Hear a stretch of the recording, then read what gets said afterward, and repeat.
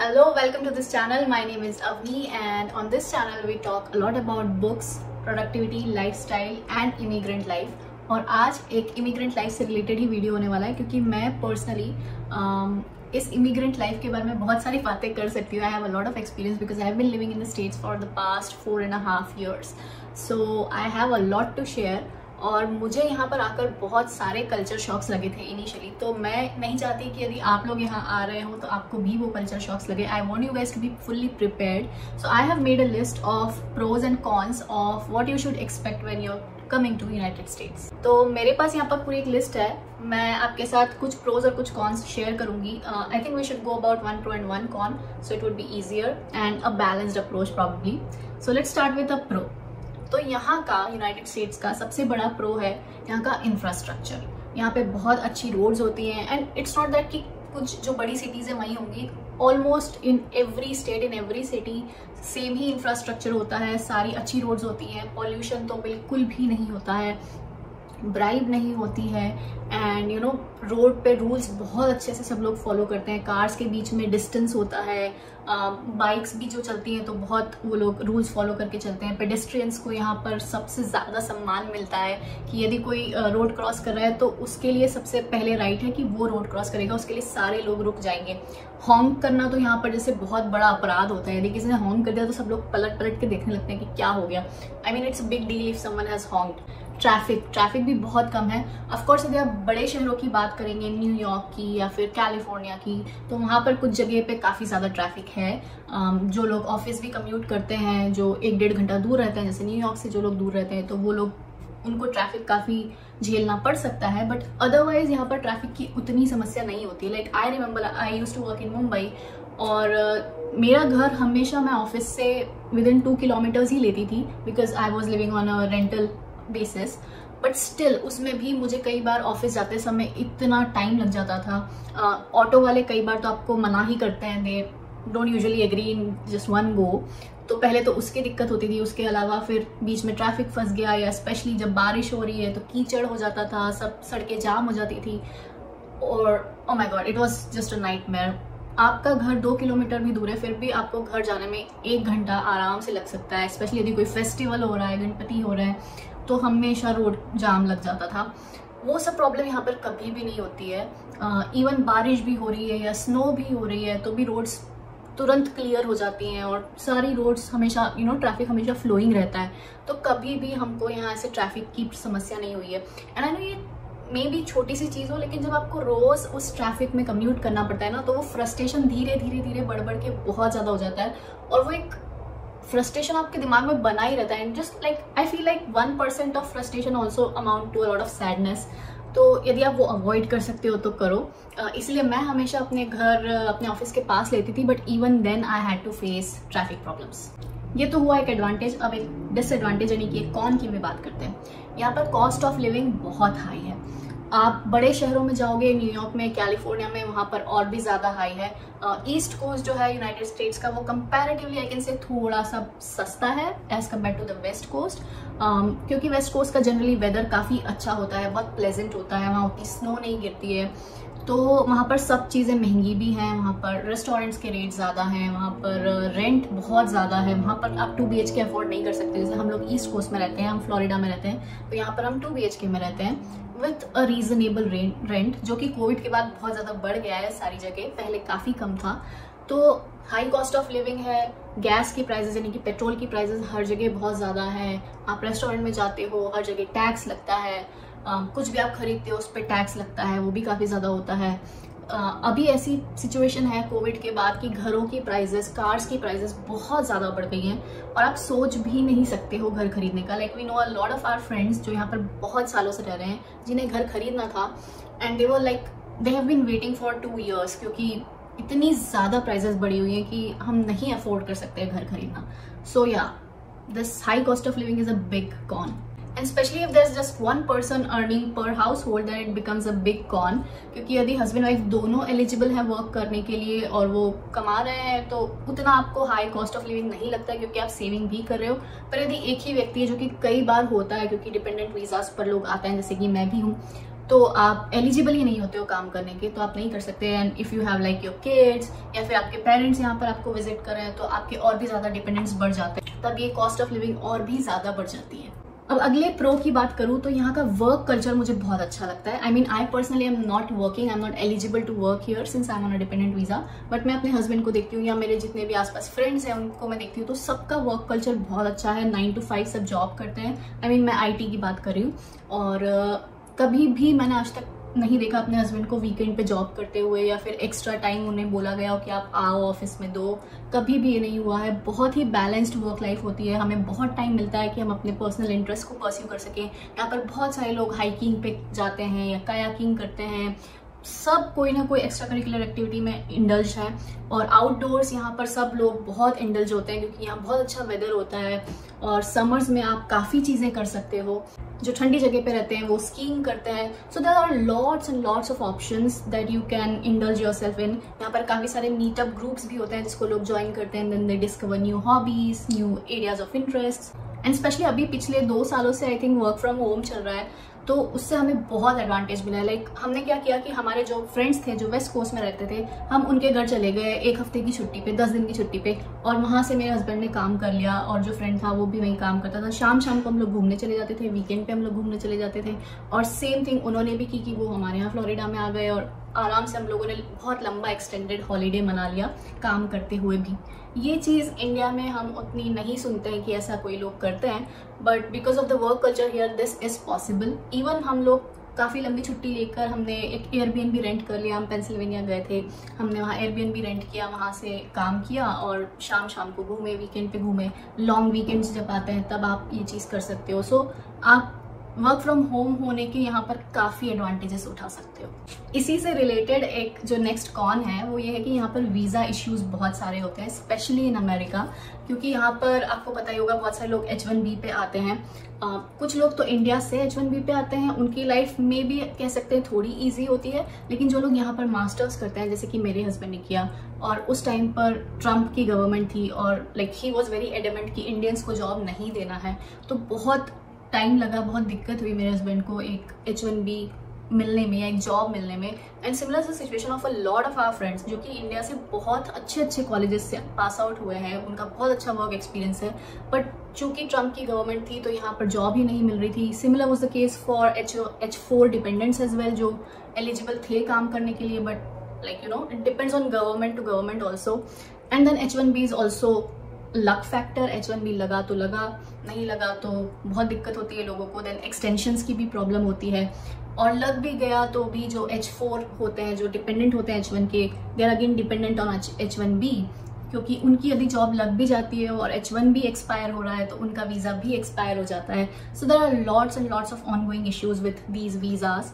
और green card मिलने में तो बहुत लंबा टाइम लगता है, like at least 10 to 12 years if you are lucky तो लगते हैं, उससे ज़्यादा भी लग सकते हैं। तो इन वीज़ा इश्यूज़ के कारण ना बहुत अनसर्टेनिटी रहती है लाइफ में। आप कभी भी ये नहीं सोच पाओगे कि हम यहाँ पर हमेशा सेटल हों या फिर हम इंडिया में सेटल हों, बिकॉज कभी भी कुछ भी हो सकता है। आपका वीज़ा एक्सपायर हो सकता है, रिजेक्ट हो सकता है, इमिग्रेशन पर आपको कुछ दिक्कत हो सकती है, आप वापस यहाँ ना घुस पाओ, एनीथिंग कैन हैपन। और अभी तो जैसे पोस्ट कोविड इतना ज़्यादा बैकलॉग हो गया कि यदि हमें इंडिया जाना है, हमें स्टैंपिंग चाहिए, तो हम अभी नहीं जा पा रहे हैं क्योंकि उसके अपॉइंटमेंट्स ही अवेलेबल नहीं है। या फिर हम सोचे कि हम हमारे पेरेंट्स को हमारे पास यहाँ बुला ले, उसके भी अपॉइंटमेंट्स अवेलेबल नहीं है। So we are kind of like stuck here, we can't even go back to India, we can't even call our parents here. Of course this is not the situation with everyone, it's just that we need stamping. तो जिन जिन को stamping लगती है उनके साथ ये issues हमेशा बने रहते हैं। So overall these visa issues takes a lot of toll on you mentally. So yeah, this I feel is the biggest con. Next pro की मैं यहाँ बात करूँ तो यहाँ पे लोग मुझे बहुत पसंद है। यहाँ के लोग बहुत पोलाइट होते हैं, बहुत ही हेल्पफुल होते हैं, आपसे बहुत प्यार से बात करेंगे। एंड एज अ सेड भी आप जैसे रोड क्रॉस कर रहे हो, आप पेडेस्ट्रियन हो, तो हमेशा आपको इज्जत दी जाएगी, कोई भी हॉन्क नहीं करता है। Even if you will go to any restaurant और एनी प्लेस, आपसे बहुत सब इज्जत से बात करते हैं। यहाँ पर कोई भी जॉब छोटा बड़ा नहीं होता है। So you know even if someone is janitor, यानी कि कोई साफ सफाई करने वाला है, या फिर कोई वेटर है, वेट्रेस है, बार टेंडर है, सबको सेम नज़रिए से देखा जाता है। कोई ऊंच नीच नहीं है, कोई कास्टिज्म नहीं है। Racism can be an different issue all together, but हमने ऐसा कुछ ज़्यादा फेस नहीं किया। सो यहाँ पर बहुत पोलाइट लोग होते हैं। यहाँ पर स्मॉल टॉक का काफ़ी कल्चर होता है। लाइक कई बार हम किसी कैब में कहीं जा रहे हैं या फिर ऐसे आप शॉपिंग करने कहीं जाते हो तो लोग आपसे खुद से आगे होकर कुछ बात कर लेंगे, like hello how are you doing, how is your day going. तो मुझे ये इनिशियली थोड़ा स्ट्रेंज लगा था कि क्योंकि इंडिया में हम ऐसे बात नहीं करते हैं, या फिर इवन रोड पे चलते चलते कोई आपको स्माइल दे देगा तो इनिशियली मुझे थोड़ा सा ये क्रीपी लगा था कि क्यों मुझे कोई एकदम से स्माइल दे रहा है। पर ये यहाँ का कल्चर ही है, it's nothing to be creeped about. ये यहाँ का कल्चर है, लोग स्मॉल टॉक में एंगेज करते हैं। दैट डजंट मीन कि आप उसको अपनी लाइफ स्टोरी बताने बैठ जाओ, but it's just a very nice thing to do. Like क्या जाता है किसी से पूछने में कि how is your day going, you know, it's just a way to break the ice. So I really like that here. Next con जो मुझे यहाँ का लगता है कि यहाँ पर काफ़ी ज़्यादा लोनलीनेस है, क्योंकि यहाँ पर कम्युनिटी का उतना कोई ऐसा सेंस नहीं है जो कि इंडिया में काफ़ी होता है। हम कितने सारे फेस्टिवल सेलिब्रेट करते हैं, हम हमेशा कुछ ना कुछ चीज़ों में बिजी रहते हैं, या फिर आप ऐसे भी कहीं जाओगे आपको कोई ना कोई हमेशा मिल जाता है। तो ये बात समझने में मुझे बहुत टाइम लगा कि यहाँ पर लोग ऐसे ही मिल नहीं जाते और आपको अपनी तरफ से बहुत एफर्ट करने पड़ते हैं। And that definitely works. Of course कई बार आपकी एनर्जी गलत जगह भी चली जाती है, आपको लोग उतना अच्छे से रेसिप्रोकेट नहीं करते हैं जितना आप एफर्ट डाल रहे हो। So you will meet a lot of people जिनसे शायद उतना अच्छा आपका रिलेशन ना बन पाए, बट काफ़ी अच्छे लोग भी मिलते हैं। So again you will have to be prepared, और जब अच्छे लोग मिलते हैं तो फिर उनसे हमेशा लाइफ लॉन्ग कनेक्शन आप बनाकर रख सकते हो। आई एम वेरी ब्लेस्ड कि मेरे साथ बहुत सारे ऐसे लोग जुड़े जो मेरे अब बहुत अच्छे फ्रेंड्स बन चुके हैं। सो कभी भी कुछ प्रॉब्लम है, I can call them up, they can call us up. So yeah, you know, you'll have to make that effort. Also because a lot of times हमारी जो यहाँ पर प्रॉब्लम्स है, जो स्ट्रगल्स है, उससे इंडिया वाले उतना रिलेट नहीं कर पाते हैं जो लोग इंडिया में हैं, और वही चीज़ें हम यहाँ लोगों से शेयर करेंगे तो वो बहुत इजीली रिलेट कर पाएंगे। So after a while you will need people here around you as well, apart from your friends there are back in India. तो वो बहुत ज़रूरी है आपकी मेंटल स्टेबिलिटी के लिए। आई feel even though I prefer to be alone at times, लेकिन फिर भी मुझे कभी कभी अपने आसपास लोग चाहिए जिनके साथ मैं अपनी बातें शेयर कर सकूं, अपनी प्रॉब्लम्स जो भी सब लाइफ में चल रहा है वो शेयर कर सकूं। उसके लिए आपको यहाँ पर लोग मिलना बहुत ज़रूरी है, अच्छे लोग मिलना, तो आपको एफर्ट तो डालना ही पड़ेगा। नेक्स्ट प्रो है यहाँ का safety. Like for me personally, मैं तो इंडिया में मुंबई में भी रही हूँ जो कि it's one of the safest cities, but still वहाँ पर भी मेरे साथ इंसिडेंसेस हुए हैं। वहाँ पर भी ईव टीजिंग के काफ़ी इंसिडेंसेस मेरे साथ, मेरी फ्रेंड्स के साथ हुए हैं। मैं इंदौर से हूँ तो वहाँ पर तो काफ़ी ज़्यादा हुए हैं while growing up, while I was in school, I was in college, बहुत ज़्यादा हुए हैं। और I mean to the point कि आई फेल्ट कि ठीक है, तो नॉर्मल है, ये तो होता ही है यदि आप लड़की हो तो। पर यहाँ आने के बाद पता चला कि नहीं, ये सब नहीं नॉर्मल है, ये बहुत गलत है जो इंडिया में होता है, और उसका कोई रेगुलेशन ऐसा नहीं है कि क्यों ईव टीजिंग हो रही है आपके पास आसपास और आप उसको बहुत नॉर्मल तरीके से ले रहे हैं। Even you are like feeling कि शायद हम कुछ गलत तो नहीं कर रहे हैं, हमने कुछ ऐसा तो नहीं पहन लिया कि जिसकी वजह से ये सब हो रहा है। ये बहुत गलत है, ये सब नहीं होना चाहिए, क्योंकि इसमें आपकी कोई गलती नहीं है, इसमें गलती उसकी है जो ईव टीजिंग कर रहा है। तो यहाँ पर ऐसा मुझे कभी फील नहीं हुआ। ऑफकोर्स यहाँ पर कुछ यू नो होमलेसनेस की प्रॉब्लम्स हैं या फिर गन वायलेंस वगैरह, वो इश्यूज अलग हैं, बट उसको अलग रख दे तो ऐसे इन जनरल मुझे कभी भी यहाँ पर 4-4.5 सालों में कभी कोई ऐसा ईव टीजिंग फेस नहीं करना पड़ा। मैं तो कई बार ग्रोसरीज लेने अकेले जाती हूँ, कई बार मैं तो कॉफ़ी शॉप्स में अकेले चली जाती हूँ, अपनी बुक लेके वहाँ बैठती हूँ, किताब पढ़ती हूँ, लाइब्रेरीज में मैं अकेली गई हूँ, मैंने अकेले बसेस में ट्रैवल किया है। कभी भी आज तक मेरे साथ ईव टीजिंग नहीं हुई। और कभी भी आप you don't have to think twice कि मैं ये पहनूँ या ना पहनूँ, मैं स्लीवलेस पहनती हूँ, शॉर्ट्स पहनती हूँ, कभी कोई प्रॉब्लम नहीं है। नोबडी जजेस you, nobody looks at you up and down कि इसने क्या पहना है। Con of United States, if you don't have the habit of doing things by yourself, कि यहाँ पर आपको सारा काम खुद से ही करना पड़ता है। You are your own plumber, you are your own electrician, you are your own cook, you are your own house cleaner. Of course you can hire someone to do all this things, but they are very very costly, क्योंकि यहाँ पर एक minimum wage का concept होता है जो कि I guess $10 तो होगा ही हर जगह। तो आप उतने पैसे किसी को दोगे, लाइक $200-300 आप कुछ थोड़े से काम करने के दे दोगे, तो आपको लगता है कि उससे तो हम खुद ही कर लें। और यहाँ पर आपको सारी चीज़ें खुद से असेंबल करनी है। लाइक ये बुक शेल्फ मैंने खुद असेंबल किया है, ये टेबल मैंने खुद असेंबल किया है, काफ़ी सारी चीज़ें, मिरर हो गया, बहुत सारी चीज़ें मेरे हस्बैंड ने असेंबल करी है। बट या A to Z we had to do everything, जो कि हम इंडिया में करने के बारे में सोचते भी नहीं थे। यहाँ पर कोई कुछ नल खराब हो जाता है तो हम यदि किसी को बुलाएंगे, यहाँ पर जो प्लम्बर्स एंड इलेक्ट्रिशियंस होते हैं दे अर्न एज मच और इवन मोर देन अस जो IT के लोग हैं, उनसे भी ज़्यादा, क्योंकि ये बहुत स्किल्ड प्रोफेशन होता है और ये लोग बहुत ज़्यादा पैसे कमाते हैं। तो हम नहीं अफोर्ड कर सकते कि हम एक नल खराब हो जाए तो हम किसी प्लम्बर को बुलाएं। हम खुद ही यूट्यूब पे वीडियोस देख देख के सीखते हैं और खुद ही सब चीज़ें ठीक कर लेते हैं। So yeah if you are a spoiled person जिसको कुछ भी काम करने की आदत नहीं है इंडिया में, तो आपको यहाँ आने के बाद बहुत ज़्यादा दिक्कत होने वाली है। सो प्लीज़ मेक श्योर कि आप थोड़े कुछ बेसिक स्किल्स इंडिया से सीख के और आएँ। I am talking about the next pro of year which is about health care and education. तो यहाँ पर हेल्थ केयर और एजुकेशन फ्री होता है। ऑफकोर्स इसमें एक कॉन भी हो सकता है कि यहाँ पर हेल्थ केयर उतना अप्रोचेबल नहीं होता। जैसे कि इंडिया में हम छोटी छोटी चीज़ों के लिए डॉक्टर के पास चले जाते हैं कि सर्दी है, खांसी है, बुखार है, तो हम चले जाते हैं, हम गोली दवाइयाँ लेकर आ जाते हैं, 4-5 दिन का डोज लेकर ठीक हो जाते हैं। उतनी छोटी छोटी चीज़ों के लिए आप यहाँ डॉक्टर के पास नहीं जा सकते हो। डॉक्टर के पास जाना यहाँ पर बहुत बड़ी बात हो जाती है, तो आप सिर्फ इमरजेंसी में जा सकते हो, which is like life threatening diseases. छोटी छोटी चीज़ों के लिए यहाँ पर ओवर द काउंटर दवाइयाँ मिलती है, जैसे कि आप केमिस्ट के यहाँ चले गए, उसी तरह का एक्सपीरियंस आप कह सकते हो। पर यहाँ पर डॉक्टर्स के पास जाना मतलब it could be a very long wait as well. But यहाँ पर हेल्थ केयर काफ़ी सस्ता है if you have a insurance. तो इंश्योरेंस तो यहाँ पर होना मैंडेटरी है, यदि नहीं होगा तो आप डेट में चले जाओगे। पर once you have an insurance आप यहाँ पर अपॉइंटमेंट्स लेकर डॉक्टर्स के पास जा सकते हो और बड़ी से बड़ी चीज़ आराम से वो लोग ट्रीट करते हैं। यहाँ पर काफ़ी अच्छे स्किल्ड डॉक्टर्स होते हैं। तो हमें तो भगवान की दया से अभी तक ऐसी कुछ ज़रूरत नहीं पड़ी है किसी भी मेजर चीज़ की। पर यदि है तो यहाँ पर इंश्योरेंस के साथ आप अच्छे से अच्छे डॉक्टर्स के पास जा सकते हो और अपना ट्रीटमेंट करा सकते हो। Similar thing is with education कि यहाँ पर सारे पब्लिक स्कूल्स फ्री होते हैं और ज़्यादातर लोग पब्लिक स्कूल्स में ही अपने बच्चों का एडमिशन कराते हैं।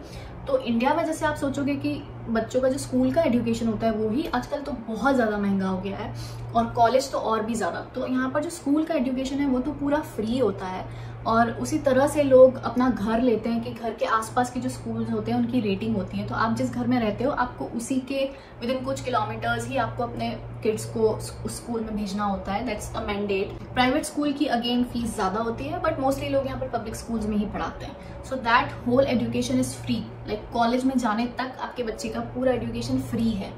So that is a lot of savings. And next con की अगर मैं यहाँ पे बात करूँ तो यहाँ पर मुझे बहुत ज़्यादा कंज्यूमरिज्म लगता है। Like it can be a pro but मुझे ये पर्सनली एक कॉन लगता है कि यदि आप मार्केट में एक छोटी सी चीज़ भी लेने जाते हो ना, फॉर एग्जाम्पल आप ब्रेड लेने भी गए तो आपको 100-150 तरह की ब्रेड दिख जाएगी। I mean, why do you have to give me so many options? And it's the case with each and everything. Peanut butter, almond butter, दूध लेने जा रहे हो आपको 25 तरह के दूध दिखेंगे। यार मुझे सिंपल सा दूध चाहिए, बस मुझे नहीं देखना इतने सारे options.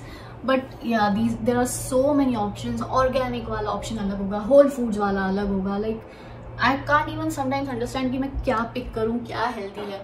And it's also very easy to be unhealthy in this country, क्योंकि यहाँ पर एक तो फूड पोर्शंस हमेशा बहुत ज़्यादा मिलते हैं जब भी आप किसी रेस्टोरेंट में जाते हो और काफ़ी सारा यहाँ पर चीज़ और फैट और ये बहुत कॉमन है। यहाँ पर आपको काफ़ी सारे ओबीस लोग भी दिखते हैं। तो if you won't pay attention to what you are eating and how you are moving, यहाँ पर मोटा होना, यहाँ पर ओबीस होना, अनहेल्दी होना बहुत ईजी है। ऑल्सो यहाँ पर चीज़ें उतनी अप्रोचेबल भी नहीं होती हैं कि फॉर एग्जाम्पल इंडिया में आपको दूध और ब्रेड ही खरीदना है तो आप अपनी कोने की किराने की दुकान पर चले गए, आप वहाँ से लेकर आ गए, आपको सुपरमार्केट जाने की ज़रूरत नहीं है। यहाँ पर ऐसी किराने की दुकानें नहीं होती हैं, यहाँ पर बड़े बड़े मार्केट्स ही होते हैं या फिर इंडियन स्टोर होते हैं। तो हमें जब भी कुछ लाना होता है हम बल्क में ही लाते हैं कि हम इंडियन स्टोर गए तो वहाँ से खूब सारी सब्जियाँ ले आए, या फिर हम वॉलमार्ट गए तो वहाँ से मिल्क ले आए, कॉस्को गए तो वहाँ से कुछ ले आए। तो सिर्फ ऐसी छोटी छोटी चीज़ें लाने के लिए उतनी अप्रोचेबल यहाँ पर नहीं है।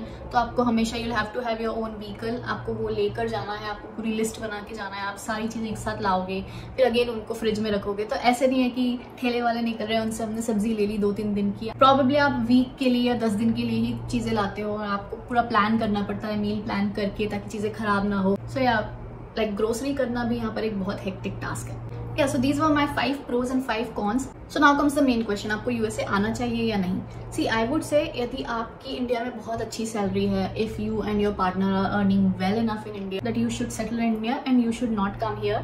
आप वेकेशन मनाने आ जाओ लेकिन यहाँ सेटल होने के लिए मत आओ। लेकिन यदि आप अफोर्ड कर सकते हो यहाँ पर आना, यदि आपको कंपनी से अपॉर्चुनिटी मिल रही है या फिर आप फर्दर स्टडीज़ के लिए भी यहाँ आना चाहते हो, सो आई वुड से आपको एक बार तो लाइफ में मूव करना चाहिए। Maybe not here, maybe to some other countries, but एक ग्लोबल पर्सपेक्टिव जब आपको जीवन में मिलता है ना, it helps you a lot. And I said cost of living यहाँ पर ज़्यादा है, बट यहाँ पर सैलरीज भी बहुत अच्छी होती हैं। इनफैक्ट यूएसए ही वो एक देश है जहाँ सबसे ज़्यादा हाईएस्ट सैलरी मिलती है as compared to other countries. और यदि आप और आपके पार्टनर दोनों यहाँ पर काम कर सकते हैं सो तो बहुत अच्छी सिचुएशन है। आप काफ़ी सारा सेव भी करोगे। यदि आप वापस भी जाना चाहते हो इंडिया तो आप काफ़ी सारी सेविंग्स लेकर जाओगे, विच इज़ ऑलवेज बेटर। और यदि आप अपने अर्लियर ईयर्स में यहाँ आ जाते हो, लाइक आई वुड से बिफोर 30 और बिफोर 35, वो तो और भी अच्छा है कि आपके पास ज़्यादा डिपेंडेंस नहीं है, आप ज़्यादा मूव कर सकते हो इधर से उधर, आप दूसरे स्टेट्स को एक्सपीरियंस कर सकते हो कि यहाँ रहना कैसा है। आप ईस्ट कोस्ट पे रह सकते हो, वेस्ट कोस्ट पे रह सकते हो, and you can roam around a lot because it's a beautiful country. There is a lot to explore. हर स्टेट एक दूसरे से बहुत अलग है, तो बहुत सारी चीज़ें हैं एक्सप्लोर करने के लिए। सो आई वुड से कि यदि आपको एक स्ट्रेस फ्री लाइफ जीनी है, बिल्कुल भी कोई स्ट्रेस नहीं चाहिए, तो आप इंडिया में रहो। आपको सारे हाउस हेल्प मिल जाएंगे, सब कुछ मिलेगा, एक आराम की ज़िंदगी आप जी सकते हो। लेकिन यदि आपको ज़्यादा पैसे कमाने हैं या फिर आपको नई चीज़ें एक्सप्लोर करनी है, आपको देखना है कि आप मेंटली कितने रेजिलिएंट हो सकते हो, तो आपको डेफिनेटली एक बार तो मूव करना चाहिए abroad. And if you can come to USA, I would say welcome. और यदि आपका प्लान है यहाँ आने का, so let me know in the comment section below. या फिर आप क्या सोचते हैं कि क्या है यहाँ पर आना, एक एडवांटेज है या फिर डिसएडवांटेज है? Late me know in the comment section below. And I hope you have like this video. If you did, don't forget to give it a thumbs up and do make sure to follow me on Instagram and with the same name, Avni Sharma Official. I'll see you soon with another video. Till then, take care. Goodbye.